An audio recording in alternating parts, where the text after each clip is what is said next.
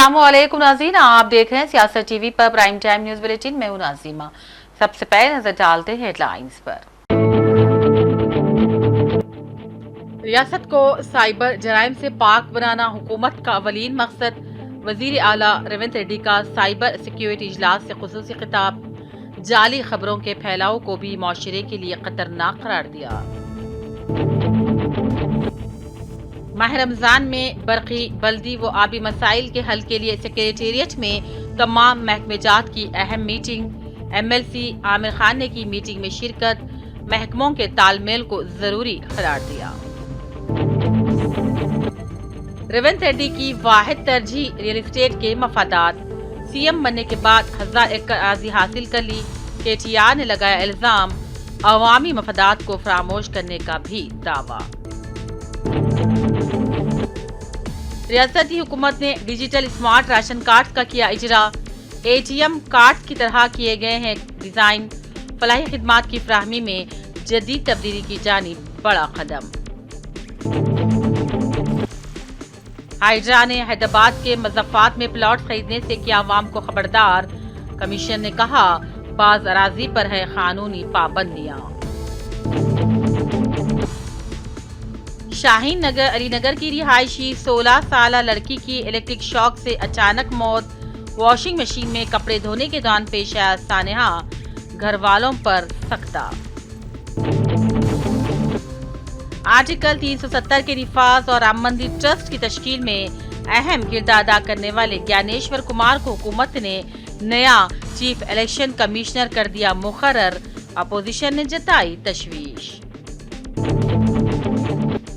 अमीर खतर की हैदराबाद हाउस में मोदी से मुलाकात। हिंद खतर बाहमी ताल्लुकात को नई जहत देने का अहद। कई मुआहदात को दी गई हतमी शक्ल। और उत्तराखंड में एक्स्ट्रा सिविल कोड नाफिज। कोड के कई पहलुओं पर बहस छिड़ गई। लिव इन रिलेशनशिप के लाजमी रजिस्ट्रेशन के मामले पर उठे सवाल। हेडलाइंस आपने देखी, अब पेश है खबरों की तफसील। रियासत के वजीर आला रेवंत रेड्डी ने जाली खबरों के खतरनाक फैलाव और मुआशरे पर इसके असरात के बारे में अहम रोशनी डाली। उन्होंने कहा, आज के दौर में एक और बड़ा खतरा जाली खबरें हैं जो सोशल मीडिया पर गलत मालूमात मुआशरे में अफरा तफरी का सबब बन रही है। उन्होंने मजीद कहा, रियासती हुकूमत माहिरीन और IT फर्मों के साथ काम करने और साइबर सिक्योरिटी के हल के लिए इको सिस्टम बनाने के लिए वसाइल मख्तस करने के लिए पुरअज़्म है। रेवंत रेड्डी ने आज integrated command and control centre में साइबर सिक्योरिटी इजलास से खिताब करते हुए इन ख्यालात का इजहार किया। उन्होंने साइबर जराइम को हिंदुस्तानी मईशत के लिए भी बड़ा खतरा करार दिया। वजीर आला ने कहा, हुकूमत का यह मकसद है कि रियासत को साइबर सेफ्टी में अव्वलिन मुकाम हासिल हो और हुकूमत इसके लिए अपने काम में मसरूफ है। ప్రపంచంలో నేరాల రూపు విధానం చాలా వేగంగా మారుతుంది. ఈ వేగంగా మారే విధానంలో మన యొక్క పరిపాలన విధానాలను మార్చుకొని సమాజంలో వస్తున్న సవాళ్ళను ఎదుర్కోవడానికి అవసరమైన అన్ని ప్రణాళికలు మనం సిద్ధం చేసుకోవాలి. ఒకప్పుడు దేశంలో కానీ ప్రపంచంలో కానీ తీవ్రమైన నేరాలు, మర్డర్, రేప్ని మనం అత్యంత తీవ్రమైన నేరంగా చూసేది. అదేవిధంగా దోపిడీలు చేయాలి అంటే నేరగాళ్ళు మన ఇంటికి రావాలి, మన తలుపులో మన కిటికీలో బద్దలు కొట్టాలి, మన ఇంట్లోకి రావాలి, మన త్రిజోరీని పగలగొట్టి తీసుకెళ్ళాలి. కానీ ఈరోజు త్రిజోరీ ఆర్ ట్రెజరీ అనే పదానికే డెఫినేషన్ మారింది. ఈరోజు మన త్రిజోరీ, మన ట్రెజరీ మన కంప్యూటర్ లేకపోతే మన మొబైల్. సో మన కంప్యూటర్ని, మన మొబైల్ని మన ఇంటికి వచ్చి ఎత్తుకెళ్లాల్సిన పని లేదు. వాళ్ళు ఎక్కడున్నా కూడా they can enter into your computer or otherwise your mobile. మీ త్రిజోరీలో, మీ ట్రెజరీలో ఉన్న ఎలాంటి ఖజానానైనా దొంగతనం చేయడానికి నవడేస్ సైబర్ క్రైమ్ అనేది ఈ నేరాల రూపు మారింది. ఈ నేరగాళ్లను పట్టుకోవడానికి అవసరమైన విధి విధానాలను రూపొందించుకోవాల్సిన అవసరం ఉన్నది. ఈ విధి విధానాల రూపకల్పనలో సైబర్ సిటీ 25 సంవత్సరాల క్రితమే మనం హైదరాబాద్లో ఏర్పాటు చేసుకున్నాం. ఈరోజు సైబర్ నేరాలను నియంత్రించడానికి కూడా ఈ దేశానికి ఆదర్శంగా మొదటి స్థానంలో తెలంగాణ రాష్ట్రం ఉన్నది.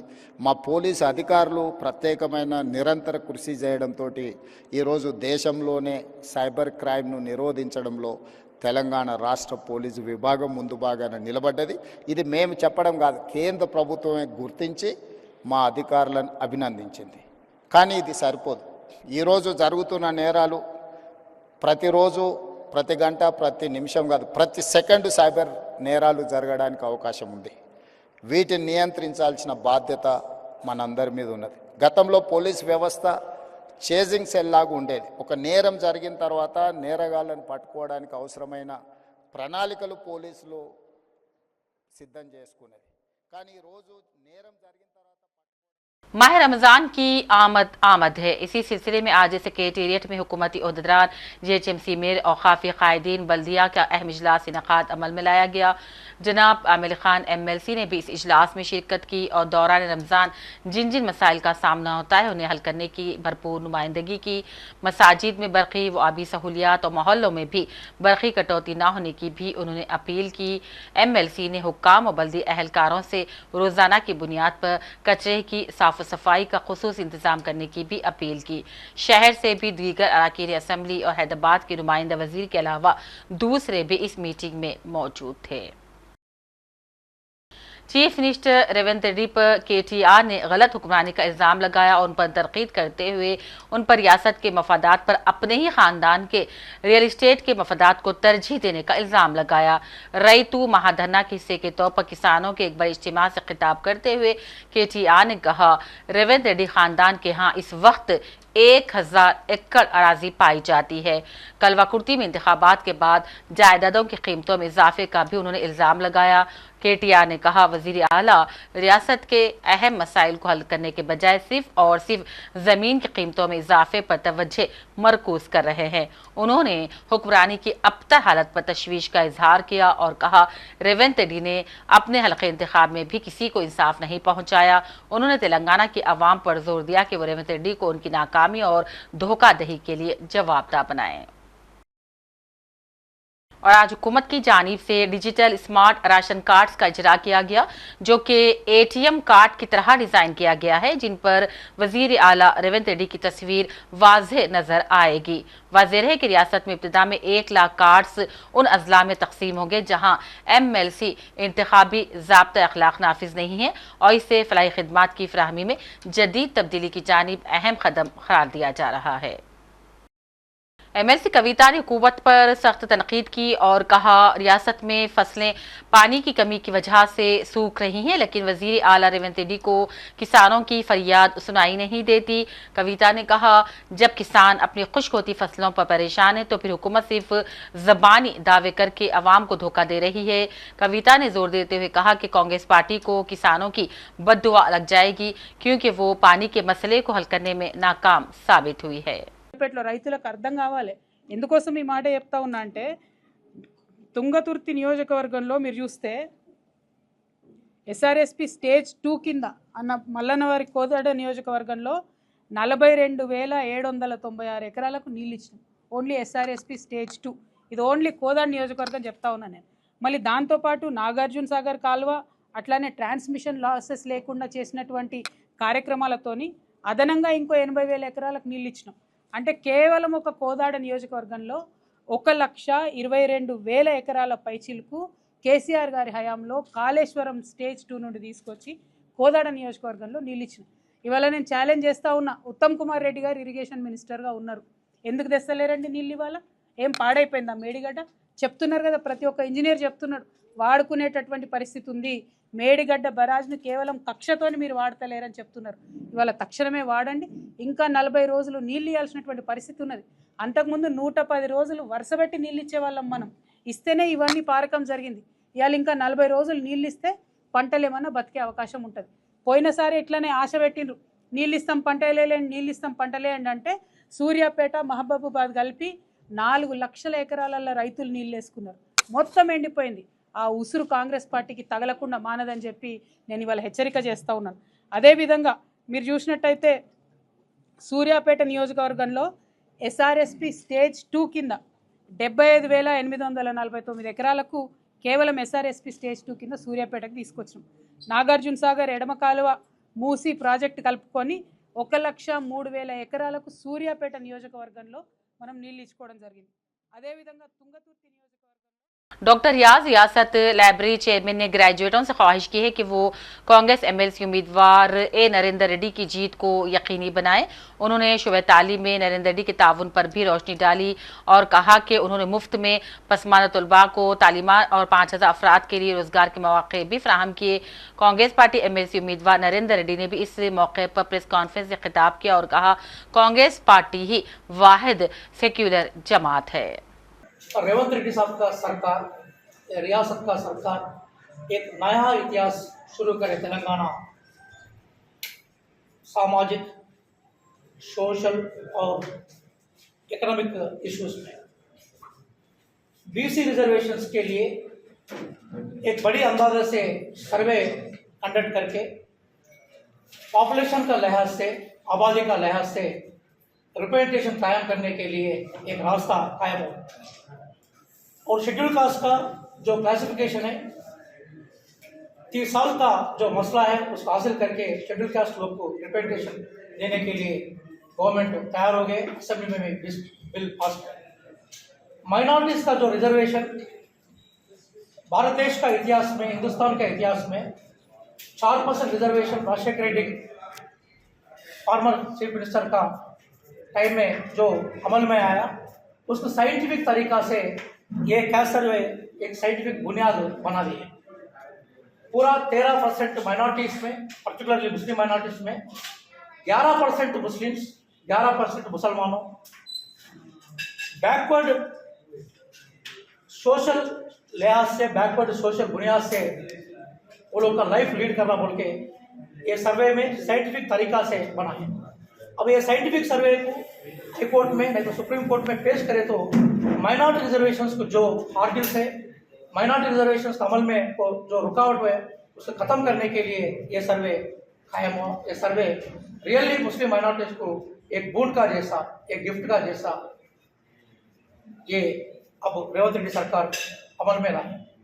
मैं कांग्रेस पार्टी का तरफ से, सारे माइनॉरिटीज का तरफ से मैं रेवंत रेड्डी सरकार को धन्यवाद दे रहा हूँ, मुबारक दे रहा हूँ।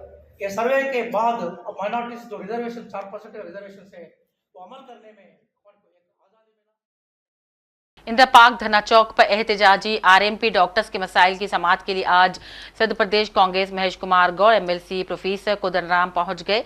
दोनों ही कायदीन ने डॉक्टरों के मसाइल की समाअत के बाद हल करने का भरपूर तयक्कुन दिया। महेश कुमार गौर ने हुकूमत से इनकी भरपूर नुमाइंदगी का वादा किया। रियासती कांग्रेस हुकूमत की जानिब से डॉक्टर्स के लिए किए जा रहे फलाई इकदाम से भी उन्होंने वाकिफ करवाया। ప్రతివాడిగా రాజీవ్ ఆరోగ్య శిబిరం తెచ్చినటువంటి ఘనత రాజశేఖర రెడ్డి గారు. ఇవాళ అది మేము 10 ఏళ్ళుగా అటకెక్కి ఇచ్చినప్పుడు మళ్ళీ దాన్ని పునరుద్ధరించినాం. ఇలా కొన్ని కోట్ల రూపాయల మేరకు ఎల్ఓసీలు ఇస్తా ఉన్నాం. బాగా తెలుసు ఎందుకు మానేయాల్సి వచ్చిందో. అదేవిధంగా సిఎంఆర్వై కూడా ఇస్తా ఉన్నాం. ఎన్ని వేల చెక్కులు ప్రభుత్వం వచ్చి 30,000 చెక్కులు క్లియర్ చేసినాం. కేసీఆర్ గారు కోదండరాం 10 ఏళ్ల పాలన చూసుకున్నప్పుడు శుతిలేని సంసారం నడిపి ఇలా మీలాంటి సంస్థ నేనే వస్తున్నాను జరగాల్సిందే మీద అనుమానాలు ఉండవలసిన అవసరం లేదు. నిజానికి ఇవాళ ఈ ఏర్పాటు కూడా డాక్టర్ అయినటువంటి రాజశేఖర రెడ్డి గారు నిర్ణయం తీసుకున్నారు. ఆ నిర్ణయానికి ఆయన రావటానికంటే ముందు ఆయన డాక్టర్లతో సంప్రదించారు. ఆ కమిటీలో ఐఎంఏ ప్రతినిధులు ఉన్నారు, మెడికల్ కౌన్సిల్ ప్రతినిధులు ఉన్నారు, ఇతర డాక్టర్లు కూడా ఉన్నారు. ప్రఖ్యాతిగాంచిన జన విజ్ఞాన దర్శిని సభ్యుడిగా రమేష్ గారు సృష్టిస్తున్న వ్యవస్థ కాదు ఇది. ఇది ఉన్నది, నేను సృష్టించిన వ్యవస్థ కాదు. ఈ వ్యవస్థను సృష్టించమని నేను అడగట్లేదు. ఇవాళ ఉన్న వ్యవస్థ నియంత్రించడానికి సరి అయిన వైద్యం అందించడానికి खिले गोलकुंडा मोती दरवाजा में वाक़ मस्जिद महमूदा के करीब कचरे और गंदे पानी की बहती नालियों से राहगीरों और मुसल्लियान को सख्त मुश्किलात का सामना है। बल्दी हुकाम को इस जानिब तवज्जो देनी होगी और कचरे के अंबार और बल्दी मसाइल को हल करना होगा। अवाम ने कहा कि बल्दी अहलकारों को कई बार तवज्जो दिलवाई गई लेकिन कोई यहाँ काम नहीं किया जा रहा है। वाज़ेह रहे कि माह रमज़ान की आमद है, ऐसे में हुकूमत की जानिब से तमाम बुनियादी सहूलियात की दस्तियाबी की हिदायत दी जा रही हैं लेकिन बल्दी अहलकारों या फिर मुलाजिमीन की तसाहिली से मसाइल अदम हल का शिकार चल रहे हैं। शहदाबाद में जमीन की कीमतों में आसमान छूने की वजह से लोग शहर के मज़फ़ात की तरफ मायल हो रहे हैं, लेकिन हालिया दिनों में हाइड्रा ने इन इलाकों में ज़मीन खरीदने के बारे में अवाम को खबरदार किया है। हैदराबाद के मज़फ़ात में ज़मीन की खरीदो फरोख्त में तेज़ी आई है। ख़ास तौर पर फार्म लैंड्स के नाम पर ज़मीन फरोख्त की जा रही है और लोगों को ये कहा जाता है कि वो वीकेंड्स पर यहाँ आकर ज़रूरी काम करें। हाइड्रा ने इन फार्म लैंड्स की खरीदारी के बारे में अवाम को खबरदार कर दिया और एहतियात बरतने की हिदायत दी, क्योंकि इन पर बाज़ कानूनी पाबंदियां नाफिज हैं। हर साल की तरह इस साल भी नुमाइश में जिंदा तिस्मात का स्टॉल लगाया गया था। यहाँ जिंदा तिस्मात की खरीदारी पर कस्टमर्स को कूपन दिए जा रहे थे, जिसका आज ड्रॉ अमल में लाया गया। मुंतखब खुश नसीबों के नाम परवेज अहमद, इकबाल और हमीद शामिल हैं। इन्हें बिलतरतीब 5 लाख नकद और 2 व्हीलर्स दिए गए। जिंदा तिस्मात के मुंतज़मीन ने इनाम जीतने वालों को बेहद मुबारकबादी दी। इसके अलावा भी मजीद तरगीबी इनामात यहाँ आज तकसीम किए गए। शमशाबाद एयरपोर्ट पुलिस ने 2 तलबा को BMW और फॉर्च्यून्स लग्जरी कारों के साथ आउटर रिंग रोड पर खतरनाक करतबबाजी करने पर गिरफ्तार कर लिया। कारों के जरिए करतबबाजी की ये वीडियो सोशल मीडिया प्लेटफॉर्म से वायरल हो गई थी। उन्होंने करतबबाजी के दौरान गाड़ियों की नंबर प्लेटें हटा दी। RGI एयरपोर्ट पुलिस ने CCTV की मदद से कारों का पता चला लिया और कारें चलाने वालों की शिनाख्त भी कर ली और फिर उन्हें गिरफ्तार कर लिया। इनकी कारें भी जब्त कर ली गई। गिरफ्तार शुदगान में 25 साल मोहम्मद उबैदुल्लाह साकिन राजेंद्र नगर और 25 साल जोहेर सिद्दीकी साकिन मलकपेट शामिल हैं। जिले भद्रादरी कोतागुड़म में ACB एहलकारों ने 2 फॉरेस्ट अफसरान को फंसाया और उन्हें ठेकेदार से रिश्वत लेते हुए रंगे हाथों गिरफ्तार कर लिया। तफसीलात के मुताबिक फॉरेस्ट रेंज ऑफिसर उदय किरण और फॉरेस्ट बीट ऑफिसर नवीनाथ हरिलाल ने सड़क के कामों के लिए फॉरेस्ट रेंज से बजरी की कानकुनी और नकलो हमल के लिए एक ठेकेदार से 50,000 रुपये की रिश्वत तलब कर ली। ठेकेदार ने मुलजिम अफसरान को 30,000 रुपये अदा करने पर रजामंदी का इजहार कर दिया और फिर फौरन एंटी करप्शन ब्यूरो से रुजू कर लिया। ACB खम्मम रेंज के DSP वाई रमेश और टीम ने मुकामी जंगलात के दफ्तर पर फौरी छापा मारा और रिश्वत की रकम जब्त करने के अलावा इन मुलजिमीन को भी गिरफ्तार कर लिया। और शहर के शाहीन नगर अली नगर की रिहायशी 16 साल फातिमा बेगम पीर की रात अपने घर में वॉशिंग मशीन में कपड़े धोने के दौरान इलेक्ट्रिक शॉक लगने की वजह से इंतकाल कर गई। घर वालों के मुताबिक वॉशिंग एरिया से बहुत देर के बाद कुछ भी हलचल महसूस नहीं हो रही थी। तब वहां जाकर देखा गया तो फातिमा की लाश पड़ी थी। फातिमा बेगम की इस तरह अचानक मौत से घर वालों का गम से बुरा हाल हो गया। मोहल्ले में भी इस खबर से सदमा तारी हो गया। इत्तला मिलते ही बालापुर पुलिस मौके पर पहुंची और मुकदमा दर्ज करके तफ्तीश शुरू कर दी। और नजर चंद अहम कौमी खबरों पर।